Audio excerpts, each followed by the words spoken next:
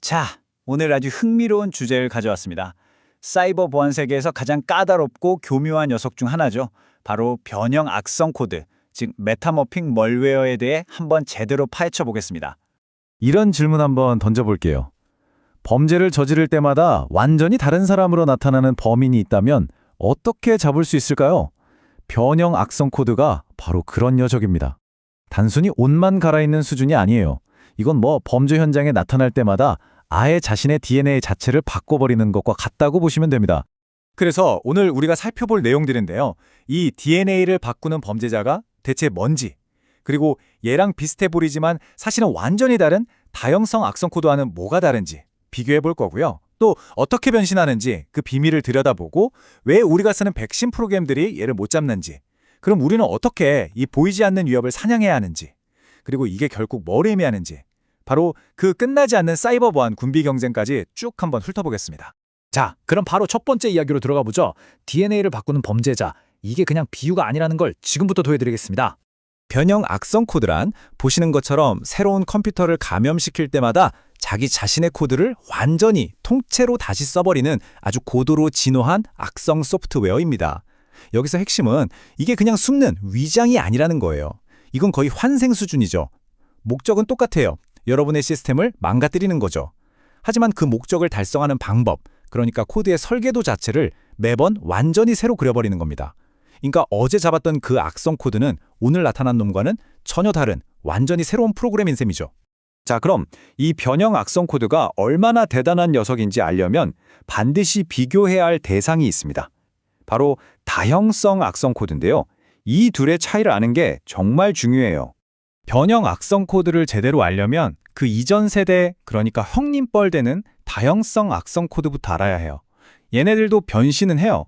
암호화 같은 기술로 겉모습을 계속 바꾸거든요. 하지만 결정적인 차이가 있습니다. 겉에 입는 옷은 계속 바꿔 입어도 그 안에 있는 몸, 즉 핵심 코드는 그대로라는 거죠. 그래서 일단 그 변장 패턴을 한번 파악하고 나면 그 다음부터는 추적하기가 훨씬 쉬워지는 겁니다. 자, 이 표를 보시면 차이가 확 들어오죠?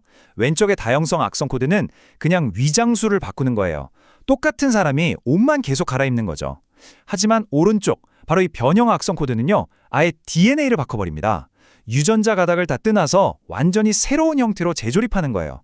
코드를 재구성하고 다시 컴파일해서 이론적으로 똑같은 복제본이 단 하나도 존재하지 않게 만드는 겁니다. 이건 그냥 기능 개선이 아니라 사이버 위협의 완전한 진화적 도약이라고 할 수 있는 거죠. 아니, 도대체 어떻게 자기 자신을 완전히 뜯어고치는 게 가능한 걸까요? 그 비밀의 핵심에는 바로 변환 엔진이라는 게 들어있습니다. 자, 지금부터 그 엔진 내부를 한번 들여다보겠습니다.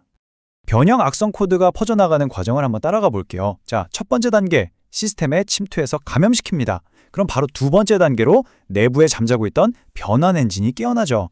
이 엔진이 바로 마법을 부리는 녀석인데요. 세 번째 단계에서 기존 코드를 막 분해하고 순서도 뒤섞고 쓸데없는 코드도 막 집어넣고 완전히 새로운 코드로 재작성을 해버립니다. 뭐랄까, 레고로 만든 집을 다 부순 다음에 완전히 다른 모양의 자동차로 조립하는 거랑 똑같아요. 그리고 마지막 네 번째 단계, 이렇게 새롭게 태어난 세상에 단 하나뿐인 버전의 악성 코드가 다음 타겟을 향해 퍼져나갑니다. 그리고 이 과정이 무한 반복되는 겁니다. 이제 이 변신 능력이 왜 그렇게 무서운지, 왜 우리가 쓰는 백신 프로그램들 눈에는 보이지 않는 유령 같은 존재가 되는 건지 그 이유를 한번 알아보겠습니다. 이 변환 엔진이 쓰는 기술들을 보면 정말 교묘합니다. 예를 들어 코드 위치 변환, ABC 순서로 일하라고 되어 있는 걸 CAB 순서로 바꿔버려요. 결과는 똑같은데 코드 지문은 완전히 달라지죠.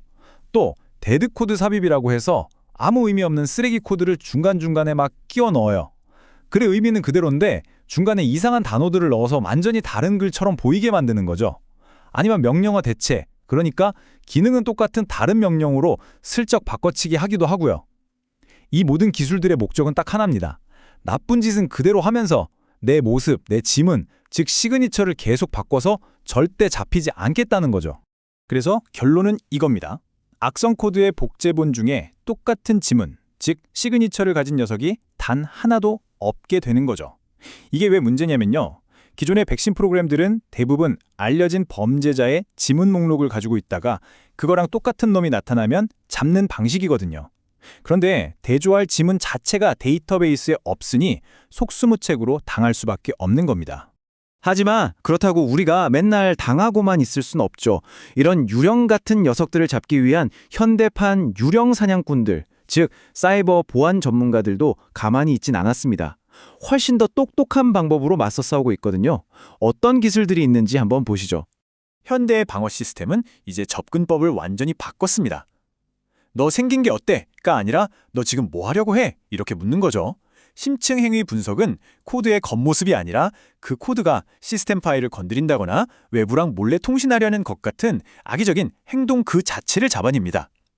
고급 휴리스틱 스캐닝은 이미 알려진 놈이랑 비교하는 게 아니라 이건 악성 코드가 할 법한 짓인데? 싶은 의심스러운 특징들을 찾아내는 거고요. 그리고 이 중에서 가장 강력한 무기 중 하나가 바로 에뮬레이션입니다. 에뮬레이션, 이건 정말 똑똑한 방법이에요. 뭐냐면 가짜 컴퓨터 환경, 그러니까 일종의 안전한 실험실을 하나 만드는 겁니다. 그리고 의심스러운 코드를 그 안에서 한번 실행시켜 보는 거죠. 악성 코드는 자기가 진짜 시스템에 들어온 줄 알고 신나서 활동을 시작하겠죠? 그럼 보안 전문가는 유리창 너머로 그 모든 걸 지켜보면서 아하! 이 녀석의 진짜 목적이 이거였구나 하고 파악하고 완벽하게 대응책을 세울 수 있는 겁니다. 결론적으로 지금 우리가 보고 있는 건 끝이 없는 창과 방패의 싸움입니다. 공격 기술이 발전하면 그걸 막기 위한 방어 기술이 또 발전하고 서로를 뛰어넘기 위한 사이버 보안의 군비 경쟁이 계속되고 있는 거죠. 오늘의 이야기는 우리에게 이런 질문을 던집니다. 악성 코드가 스스로 코드를 고쳐 쓰면서 학습하고 진화하는 시대에 과연 우리는 그것보다 더 빨리 배우고 적응하는 방어 시스템을 만들 수 있을까요?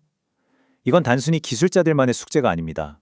끊임없이 변화하는 위협 앞에서 우리 모두가 멈추지 않고 함께 진화해야 한다는 걸 보여주는 아주 중요한 질문이죠.